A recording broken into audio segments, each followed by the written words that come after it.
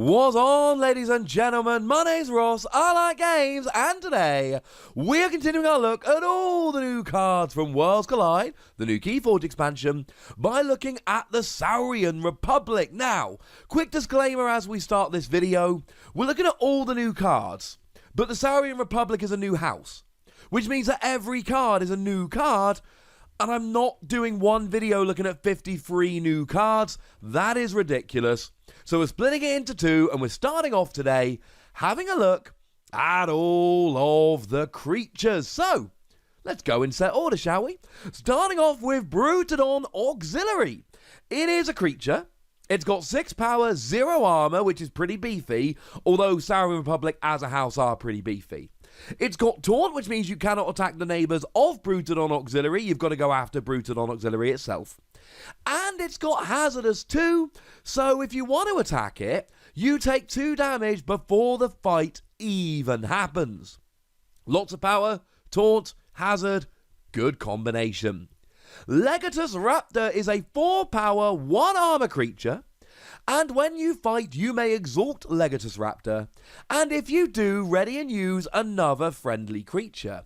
It does not say Saurian creature, it says friendly creature. So you can either use a Saurian creature a second time, because it is ready and fight, or you can use a non-Saurian creature. It is house cheating, it is extra uses, I love it. But there's a big downside, and it is exalting. Now, this is going to be a theme as we go through this video. Exalting is quite a big thing with the Saurian Republic in Worlds Collide. Now, what you do is you take an amber from the common pool, and you put it on the creature.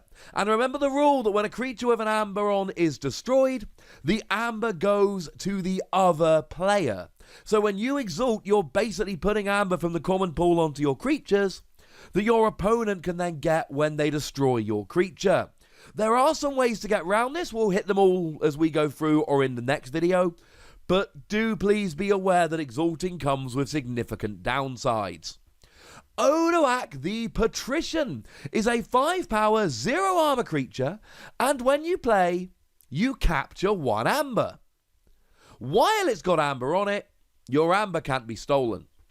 It's wonderful. Absolutely brilliant. Absolutely love it. You see, capturing amber is good. Now, it's not as good as stealing, all right? No one's arguing it's as good as stealing, but we are arguing that capturing is good because it takes amber away from your opponent, and they can get it back by destroying ODOAC, but they've still got to do so. And then while you've got amber on, either because you captured or because you exalt it, your amber cannot be stolen. You can literally shut down stealing. That, frankly, is wonderful. PRAEFECTUS LUDO is a 5 power, 0 armor creature, and each other friendly creature gains destroyed. Move each amber on this creature to the common supply.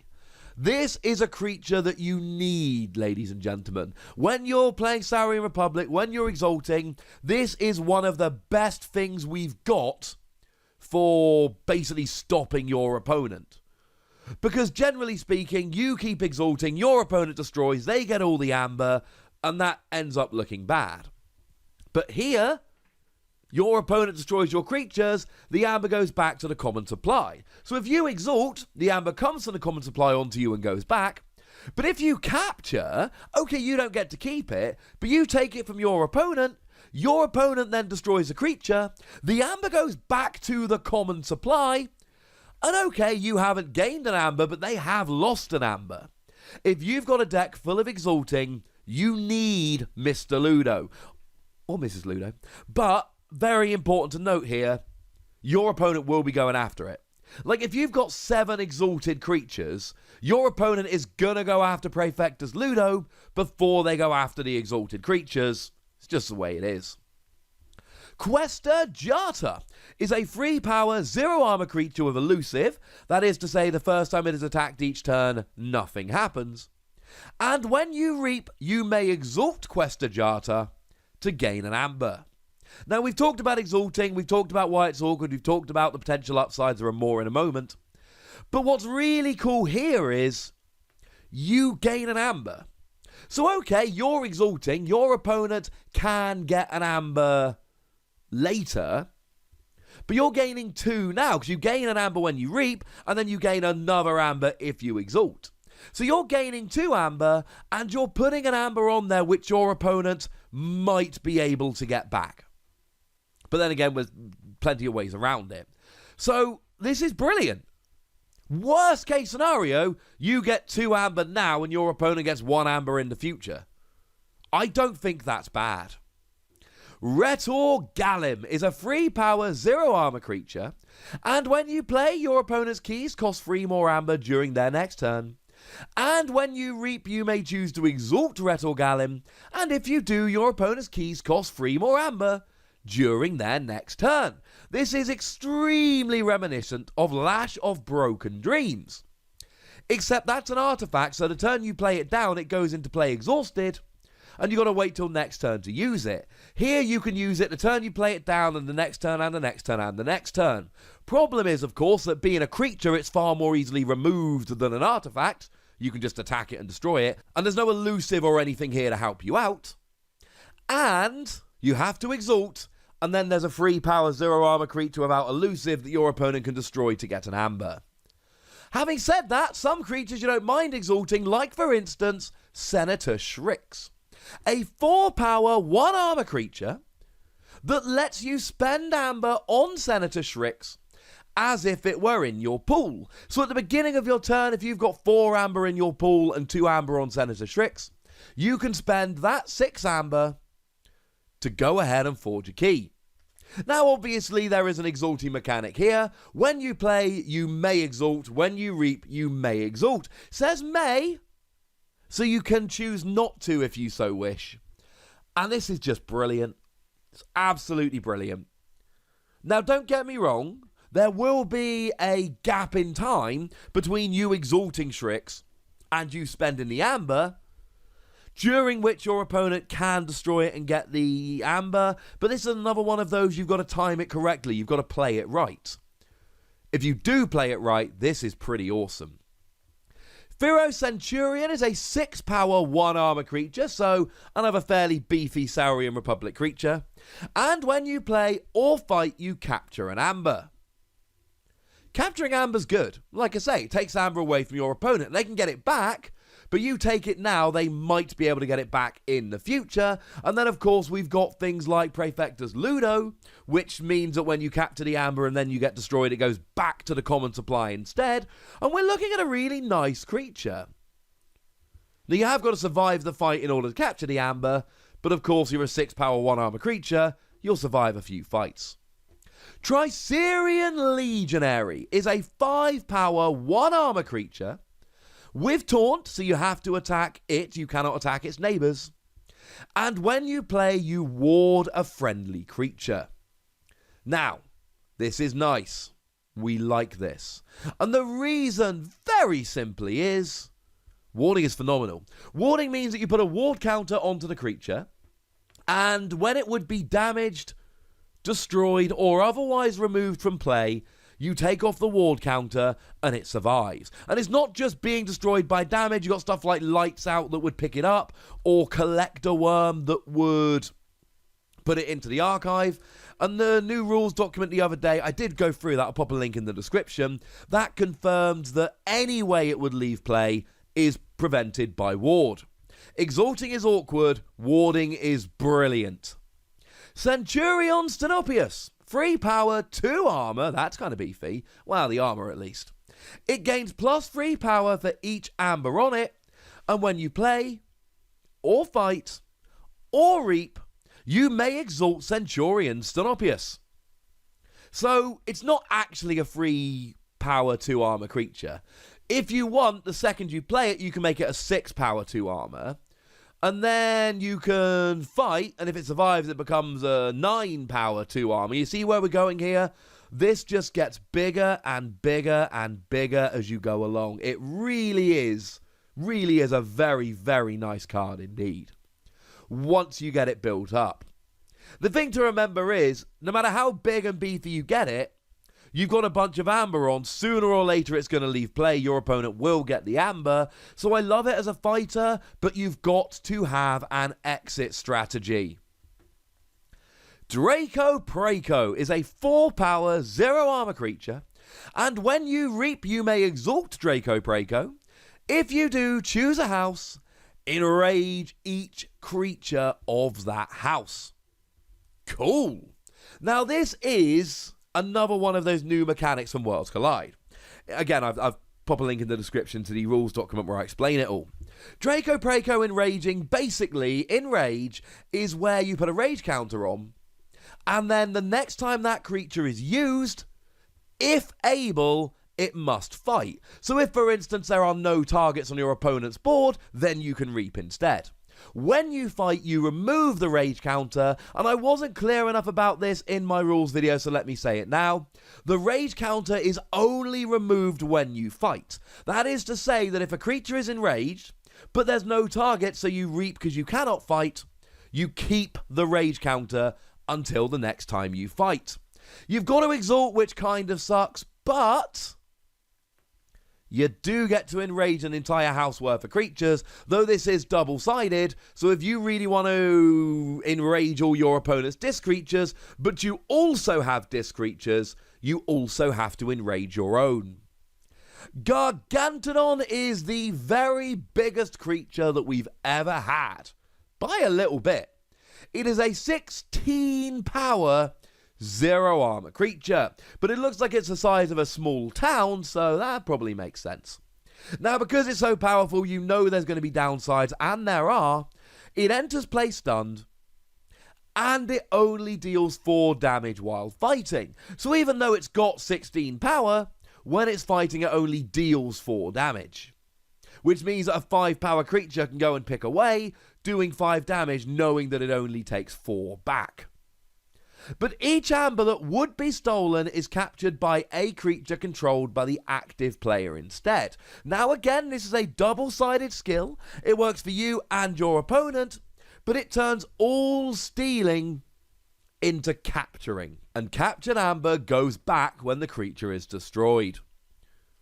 It's a big boy. ORATOR HISSARO is a 3-power, 0-armor creature with deploy. That is to say, you can place it anywhere you like on the battle line. It does not have to enter on a flank. And when you play it, you ready and exalt each of ORATOR HISSARO's neighbours. For the remainder of the turn, they belong to House Saurian. So again, we've got exalting, which can be awkward, but you've also got house cheating here. The ideal situation, you play it between 2 non-Saurian creatures, and okay, you have to exalt them, but you also ready them and can use them, so in that scenario, might just be worth it. PARAGUARDIAN, 6 power, 1 armor, and when you reap, you may exalt it. If you do, ward each of its neighbours. So we've got 2 of these new mechanics at play at the same time here.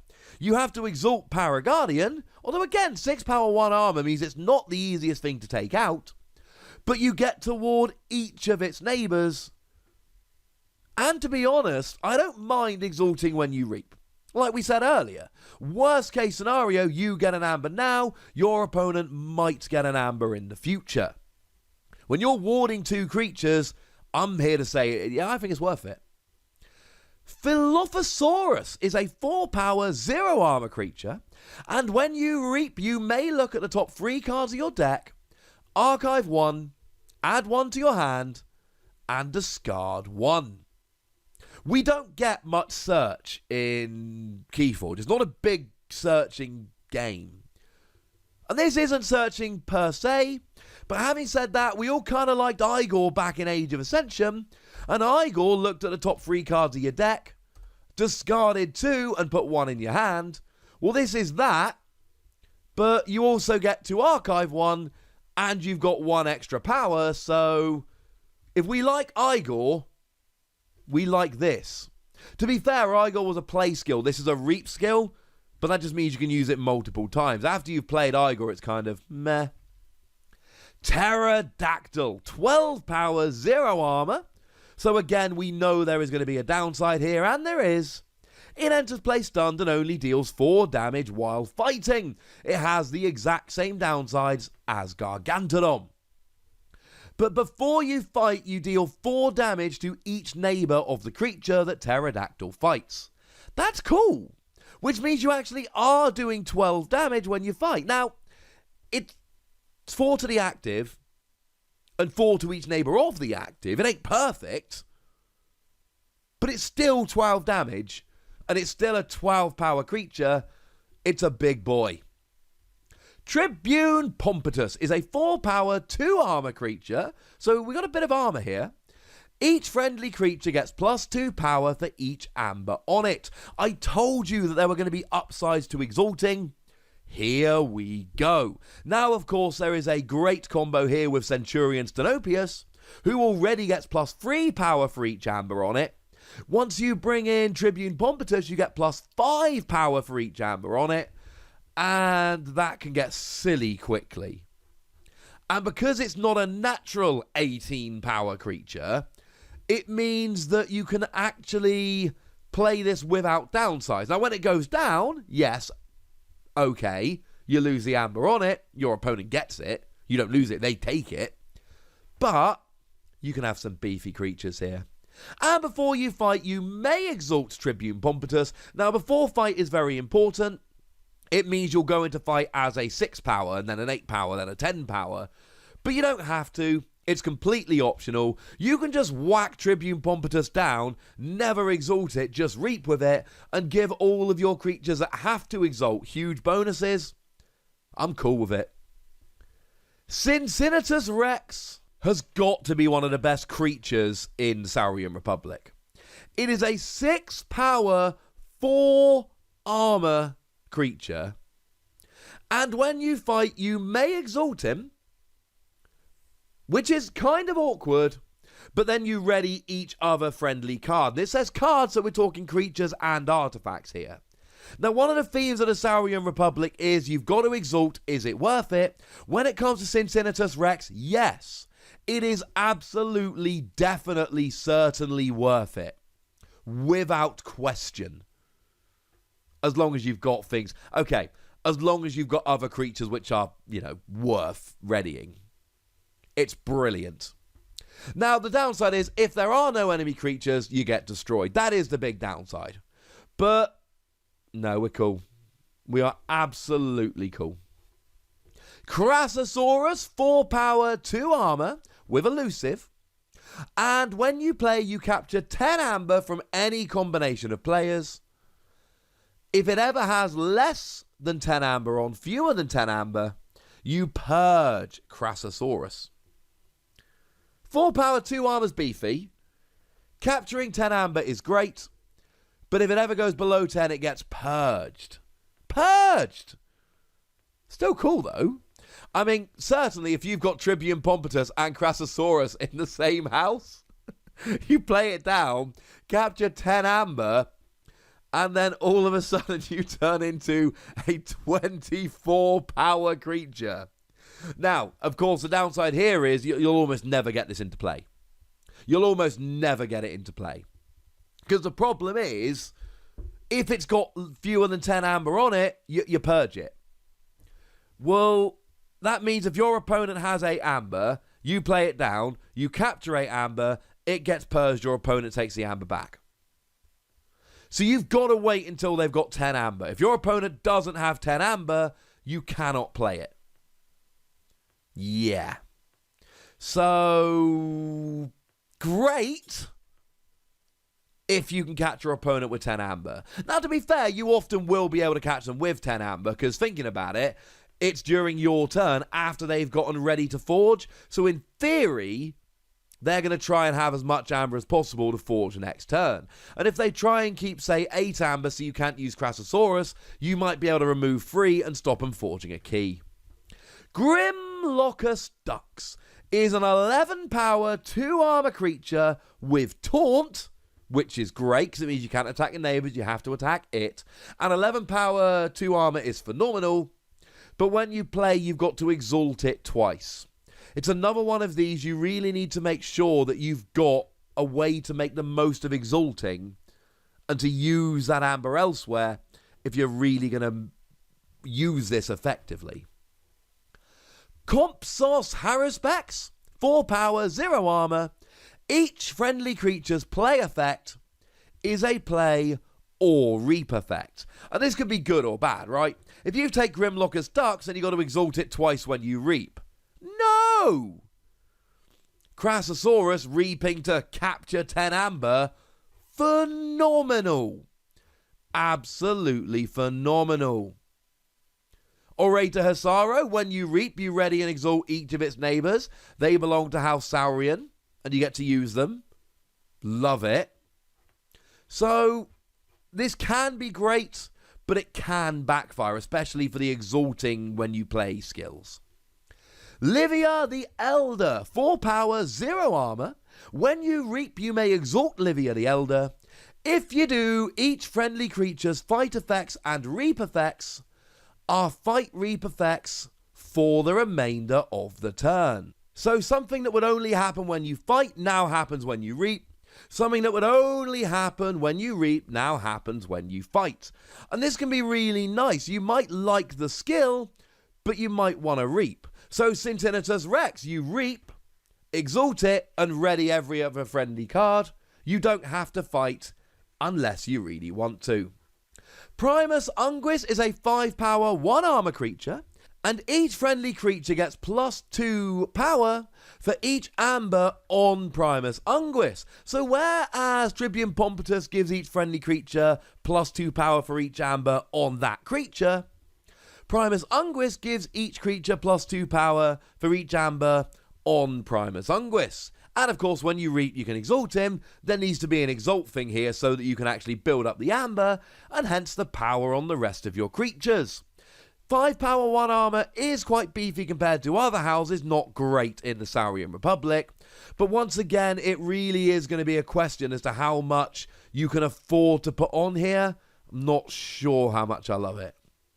Saurus Rex is a 6 power, 0 armor creature, and when you fight or reap, if it is in the center of your battle line, you may exalt it, and then search your deck for a Saurian card, reveal it, add it to your hand, and shuffle your deck.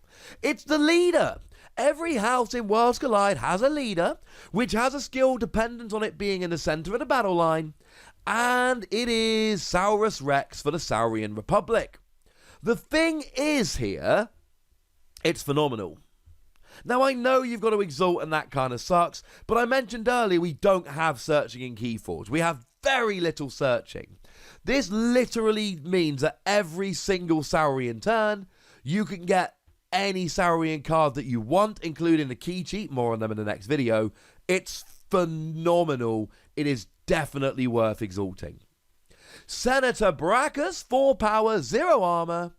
You may spend amber on friendly creatures as if it were in your pool. So think of Senator SHRIX, but for all of your creatures.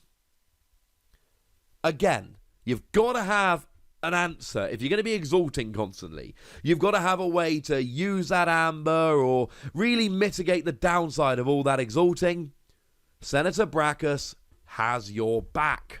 And when you fight or reap, you can exalt it, which again we don't mind because you can then spend the amber on it or any of your other creatures as if it were in your pool. We good. And finally, Spartosaur. Yeah, we saved one of the best for last. I say we're doing them in set order. 6 power, 1 armor. After a friendly creature is destroyed, destroy each non-dinosaur creature. After any friendly creature is destroyed, each non-dinosaur creature goes down. Now, on the one hand, this does destroy your non-dinosaur creatures. On the other hand, you can potentially just have him out and have your other Saurian Republic cards out and go, you know what? It's worth it. It's absolutely worth it. Because, okay, I can't keep my non-Saurian Republic creatures out, but my opponent cannot keep any creatures out. Plus, when you fight, you gain 2 amber, and being a 6 power, 1 armor creature, you'll survive quite a few fights. I am totally okay with this. You're basically playing him to try and manipulate the board so you've got a bunch of Saurian creatures and your opponent has nothing. As a side note, which Saurian creatures are not dinosaurs? There are 3 that are beasts rather than dinosaurs. So we've got BRUTODON Auxiliary, Gargantodon, and Pterodactyl. The 3 of those are beasts, they are not dinosaurs. Every other Saurian Republic creature in Worlds Collide is a dinosaur. So there we go, ladies and gentlemen, those are all the Saurian Republic creatures. If we tried to do all the other cards in this video as well, we'd be getting dangerously close to an hour long. So I'm going to take a bit of a break. You grab yourselves a nice cold beverage. If you didn't have one watching this video, of course. Even if you did, I'm not here to control what you do.